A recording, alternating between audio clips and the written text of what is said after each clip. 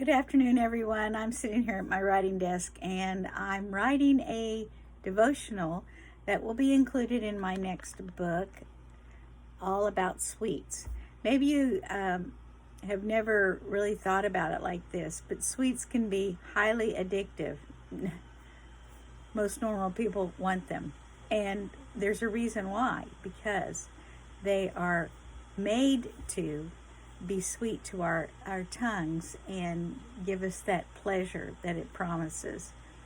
Well, I found out that I was addicted, like totally, to the point of wanting to eat all the sweets in the house completely gone. That's not normal. So I had to do something about it. I had to get really desperate to muster up the strength, and I couldn't do it on my own. So I'll just go ahead and read this to you and see if it might be helpful. There's something seductive when it comes to the power of sugar. Some people call it their legitimate drug of choice. I believe sugar has a superpower all of its own. Can I get an amen? Maybe you've experienced the pull of sugar to some degree, that powerless feeling when sugar controls or dominates your tongue. It mainly shows up in your sweet tooth, instantaneously overtaking your reasoning, begging you to take action. This notion runs rampant with those who struggle with food addictions.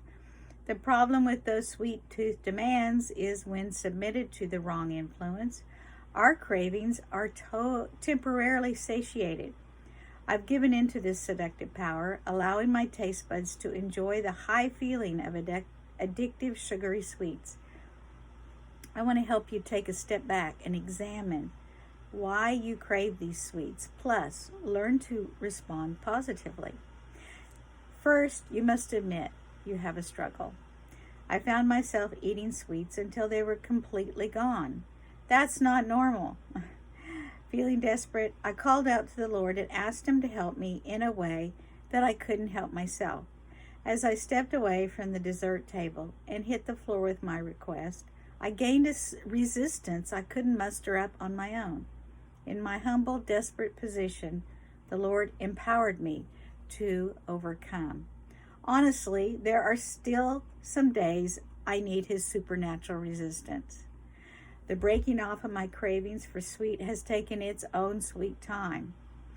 One trick was I convinced myself I was allergic. Hey, it works. Don't knock it until you try it.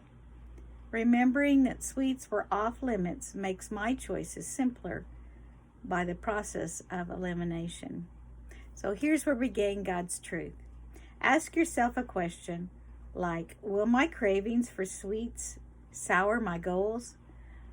1 Corinthians 10:23 says, you say I'm allowed to do anything, but not everything is good for you. Paul writes this encouragement to the Corinthians about food offered to idols. Applying this truth means that food in itself isn't the enemy. Rather, it's the desire for more than you need that is gluttony. If sweets or other foods cause you to spin out of control, then stop. There are some foods we can learn to live without. It's true. And the longer you deny your struggles, the harder it is to overcome. You can do it. How do I know? Because He did it once, He'll do it again. I hope this encourages you, and other devotionals are being written by the day, perfecting those. And I write these just to encourage. And by doing it, it's making a difference in my life. And I just want to encourage you, because I know how hard it is in weight loss and in life overall. It is hard to walk the path that God has for us and to stick with it and to persevere. And in these difficult days, as we like to say, where daily challenges are thrown at us all the time. So don't give up.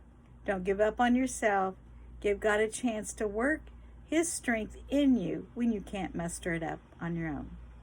That's all for now. See you next time. Bye-bye.